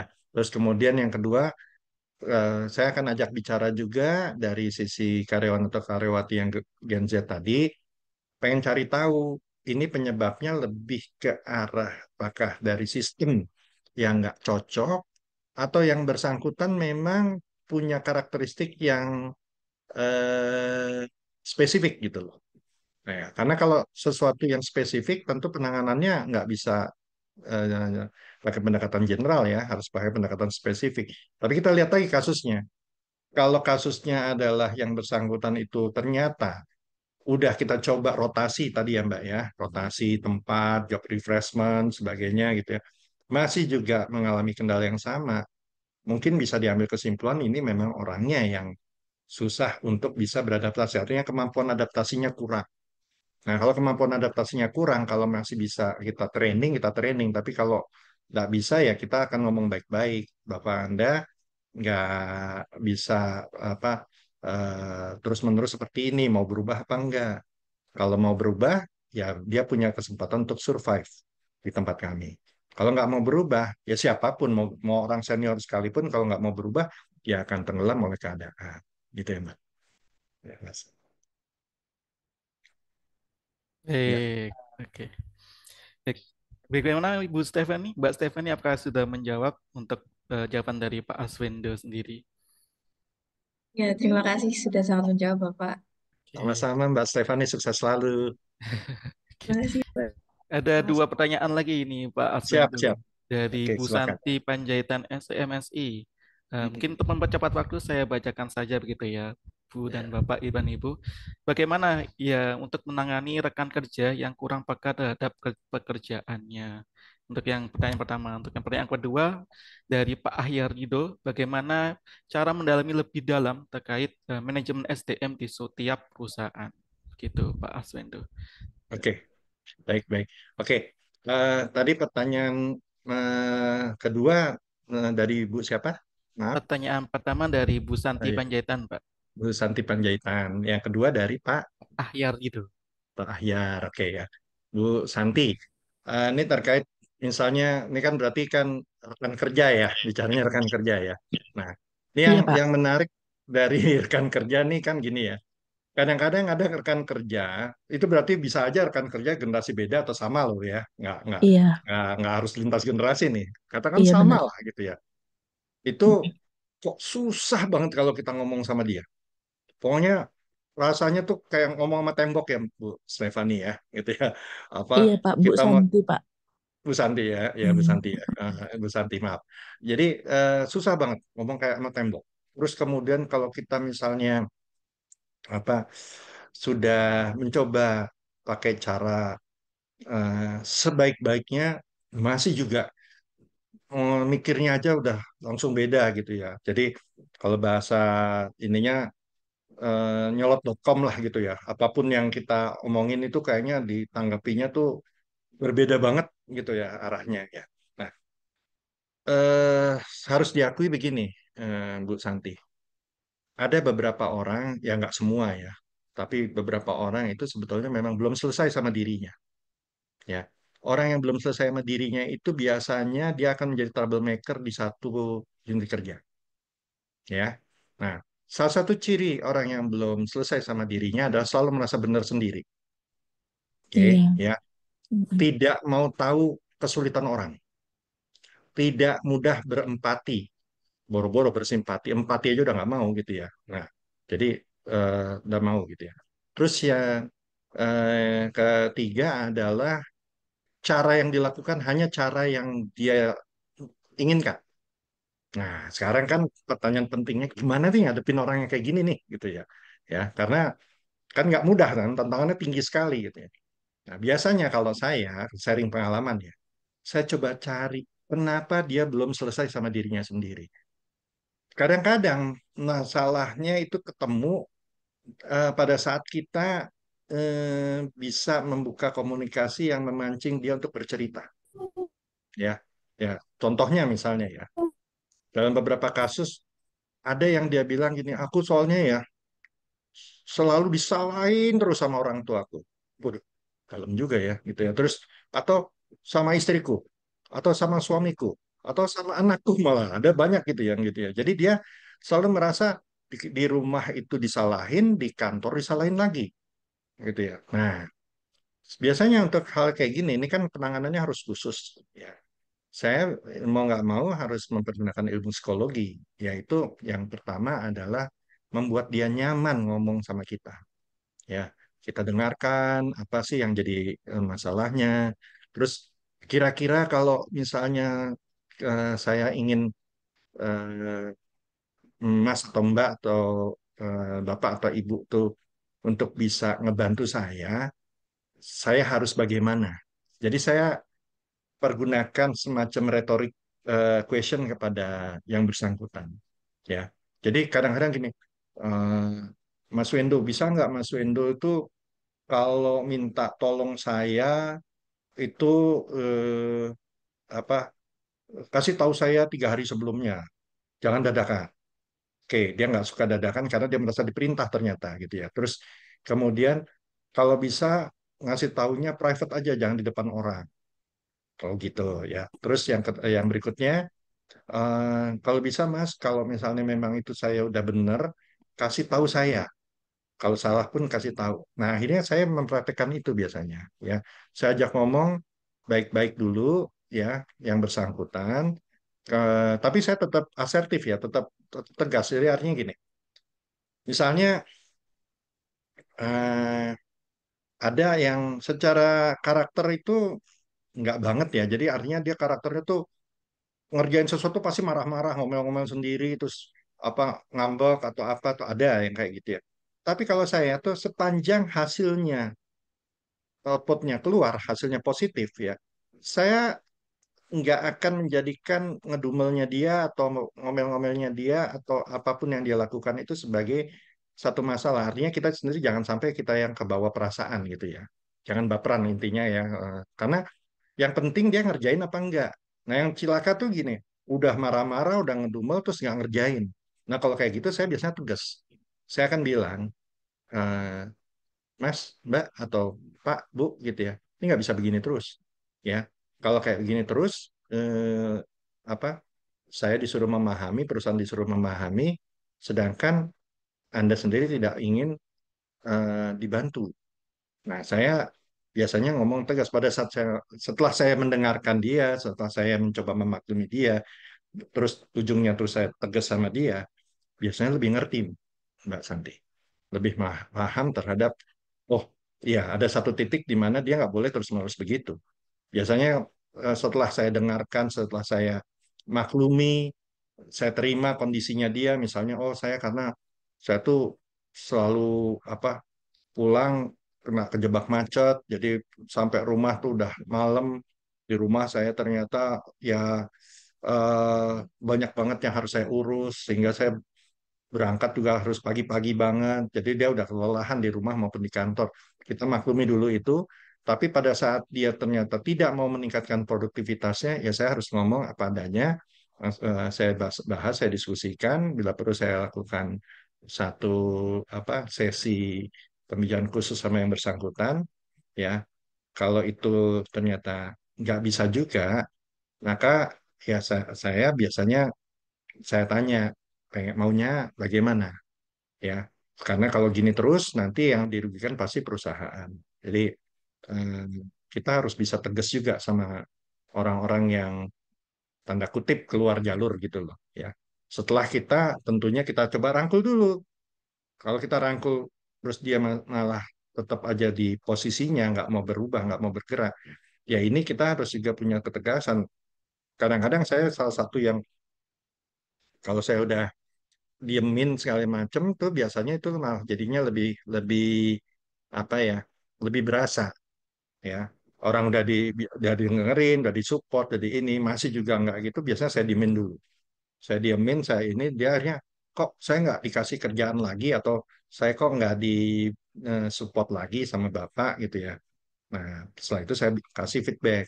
Ya, kenapa nggak begitu? Karena Anda tuh akan menghabiskan energi banyak orang untuk masalah pribadi Anda sendiri gitu loh. Ya, seperti itu Mbak Santi. Terima kasih. Terima kasih, Pak.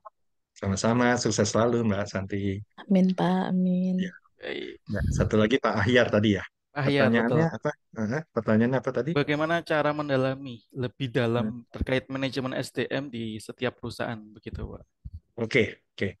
Setiap perusahaan pasti memiliki, ini pertanyaan juga yang bagus ya. Setiap perusahaan tuh memiliki karakteristik yang beda-beda. Contoh perusahaan manufaktur beda dengan perusahaan jasa.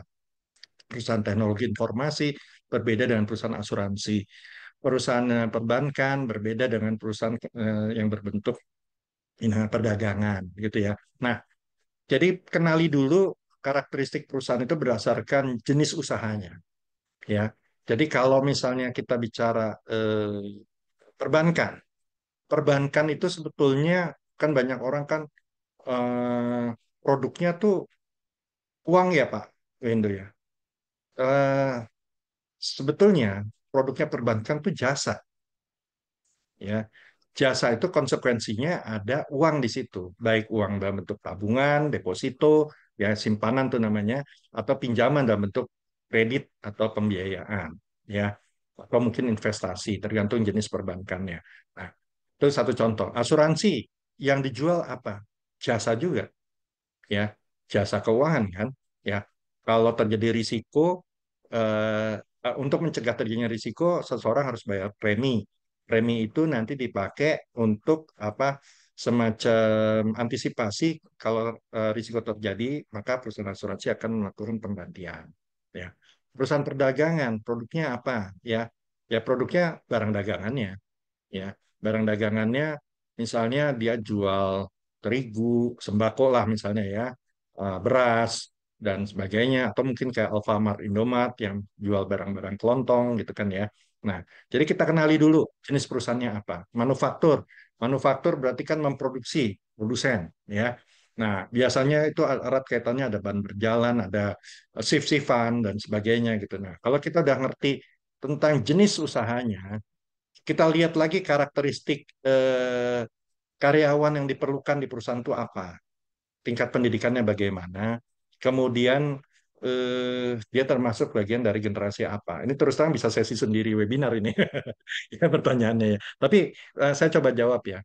Jadi pada saat misalnya kita udah tahu tentang karakteristik usahanya dan juga karakteristik kerjanya, nah di situ nanti kita bisa bikin semacam struktur atau pondasi di mana karyawan ini bisa kita atau karyawati ini bisa kita kembangkan, ya. Karena kalau kita main pukul rata, ya, yang paling susah di SDM itu apa sih? Di SDM itu kan namanya juga eh, dianggap sebagai apa, eh, human resource ya. Jadi aset utama perusahaan itu biasanya kan adalah karyawan-karyawatinya kan, ya. Jadi pada saat pendekatannya keliru, maka kita akan mismatch terhadap manajemen aset perusahaan yang terbesar. Sehingga beberapa perusahaan misalnya mempergunakan teknik-teknik rekrutmen yang bekerja sama dengan pihak eksternal, ya, untuk bisa disesuaikan dengan karakter perusahaan yang bersangkutan. Yang kedua, bisa juga melakukan in-house rekrutmen, tapi di situ kita udah menyusun pola, kita filter dulu bahwa kalau yang karakternya itu nggak sesuai sama jenis usahanya, maka kita udah filter dulu, jangan jangan dipaksakan untuk masuk. Ya, kalaupun masuk satu dua nggak apa-apa, tapi jangan mayoritas yang kita rekrut. Misalnya gini, perusahaan jasa kita merekrut banyak tenaga kerja yang biasa eh, apa, nah, produksi ban berjalan, ya nggak pas gitu loh, ya. Artinya kalau misalnya perusahaan industri manufaktur, ya jangan naruh orang yang misalnya pedagang di dalam menjadi tenaga kerjanya, menjadi buruhnya misalnya gitu ya, itu jadi udah salah kaprah gitu ya. Jadi manpower planningnya sejak awal juga kita harus rancang dengan baik. Jadi strateginya adalah kita tentukan dulu arah perusahaan ini mau kemana, terus kita tentukan manpower planningnya, spek seperti apa sih yang di job specification, seperti apa yang diperlukan. Kemudian pada saat rekrutmen pun kita harus cari orang yang tepat untuk mengisi posisi tersebut.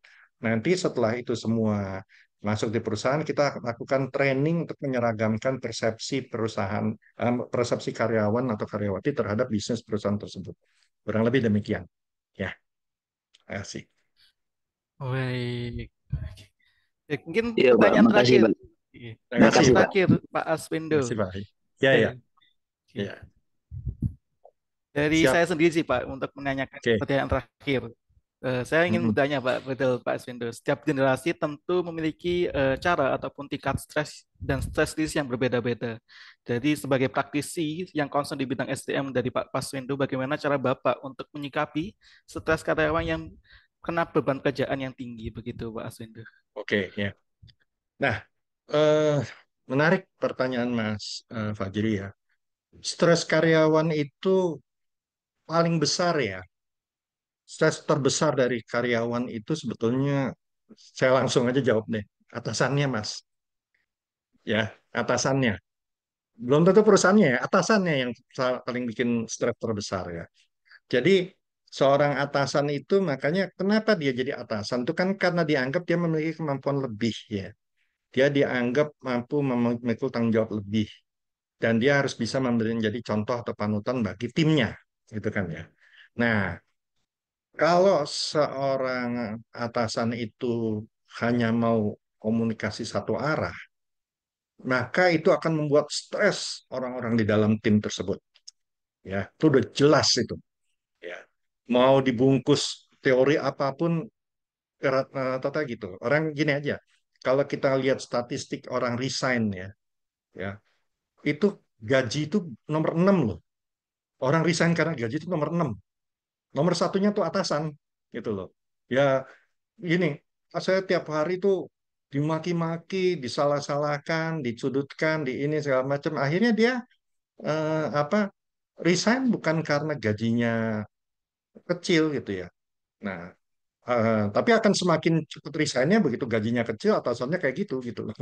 Ya, nah, ya, nah, jadi pertama untuk nggak stres itu yang kita training atasannya, ya, yang kita kasih pengertian tuh atasannya, bahwa Anda ini menjadi seorang atasan bukan semata-mata kekuasaan, tapi juga tanggung jawab. Justru tanggung jawab itu yang harus lebih besar daripada kekuasaannya itu sendiri atau kewenangan, ya. Seorang atasan yang baik itu dia peduli terhadap anak buahnya, ya. Nah, saya ada cerita, saya dulu punya anak buah yang apa ya, anak buah terbaik lah gitu ya. Ada 3 orang, saya bilang, Anda semua ini yang akan bisa menjadi direktur mendahului saya bilang. Ya. Nah, dan kejadian. Kenapa? Karena potensi mereka sangat besar dan saya nggak mau nahan itu. Jadi mereka pindah lah, pindah gitu ya, pindah. Dan akhirnya mereka benar ada yang di apa perusahaan kelapa sawit jadi direktur utama, ada yang di perusahaan asuransi jadi direktur utama juga, ada juga yang di perusahaan IT jadi CEO malah di situ gitu ya. Nah, yang membanggakan dari saya apa? Mereka ngundang saya, ngajak makan saya, terus juga memperlakukan saya dengan sangat hormat gitu ya. Meskipun saya sendiri tidak sama dengan mereka. Jadi yang dilihat oleh mereka kan berarti saya selaku pribadi sebagai Arswendo Swisrianto bukan sebagai seorang kepala divisi SDM atau mungkin seorang kepala divisi di PT PNM Venture Capital atau apa gitu, bukan. Tapi yang dilihat oleh mereka adalah seorang atasan yang mereka percaya atau mensupport. Nah, ini saya nggak ngajarin ya, tapi buatlah jalur di mana kita semua harus ikhlas pada saat anak buah kita maju dan berkembang. Karena sebetulnya itu yang memberikan keberkahan kepada kita dalam hidup kita, ya, dan memberikan kebahagiaan dunia akhirat. Kalau kita membatasi karir seseorang hanya karena dia junior kita, ya, apa nggak dosa tuh nanti? Satu hal tuh, ya. Apa nggak nanti kita justru menjadi orang yang sempit atau picik? Makanya jangan, ya. Kalau bisa kita dukung mereka untuk maju dan berkembang, meskipun tidak lagi di tim kita. Tapi justru dari situ nanti mereka itu bisa menjadi orang-orang yang memperlakukan timnya itu seperti itu juga, memajukan timnya juga, ya. Nah, saya pernah belajar waktu itu eh, saya ngobrol sama di tempat sebelum di PNM ya, konsultan Bos Allen and Hamilton gitu ya.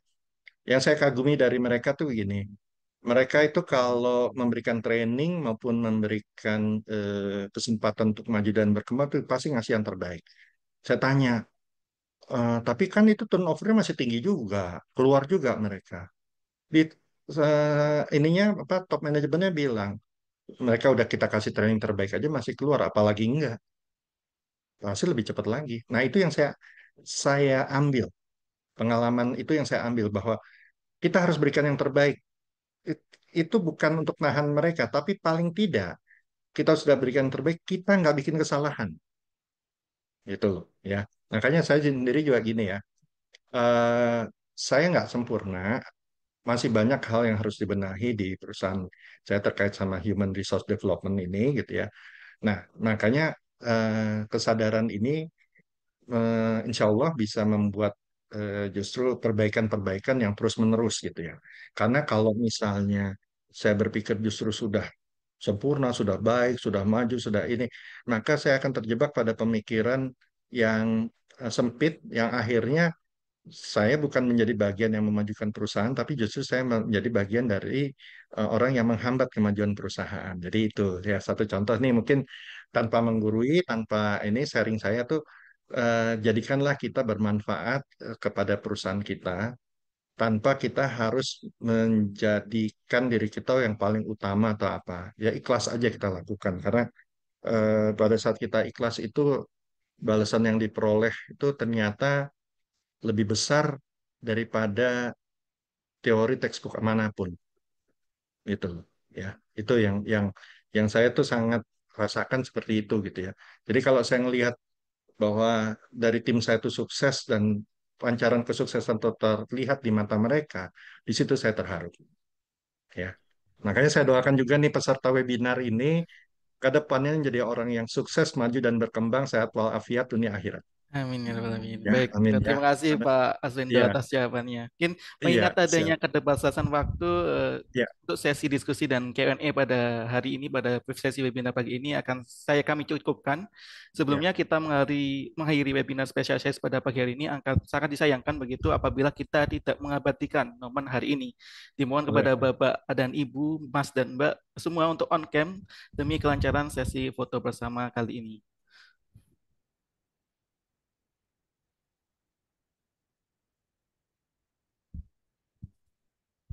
Baik, untuk sesi foto pertama, slide pertama, 1, 2, 3.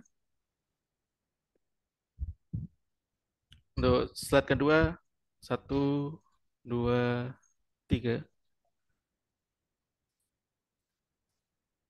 Dan untuk slide ketiga, 1, 2, 3. Oke, baik. Apabila Bapak dan Ibu, Mas dan Mbak masih memiliki pertanyaan yang ingin disampaikan kepada kami, Bapak dan Ibu bisa menyampaikan pertanyaan tersebut pada webinar seri selanjutnya. Agar tidak ketinggalan, Bapak dan Ibu segera bisa mendaftarkan diri ataupun registrasi pada link yang telah dikirimkan oleh tim kami, atau Bapak dan Ibu dapat mengunjungi laman sosial media kami. Sekali lagi kami ingatkan pada Bapak dan Ibu untuk mengisi absensi kehadiran, dikarenakan sertifikat akan dibagikan setelah Bapak dan Ibu mengisi absensi tersebut dan terdapat link untuk bergabung pada WhatsApp grup KMMB Webinar Web Series. Yang tentunya sertifikat akan dibagikan melalui WhatsApp grup tersebut.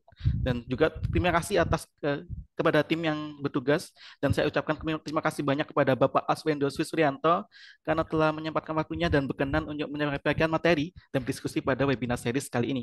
Dan terima kasih pula kepada Bapak Ibu yang telah mengikuti webinar kami dari awal hingga akhir.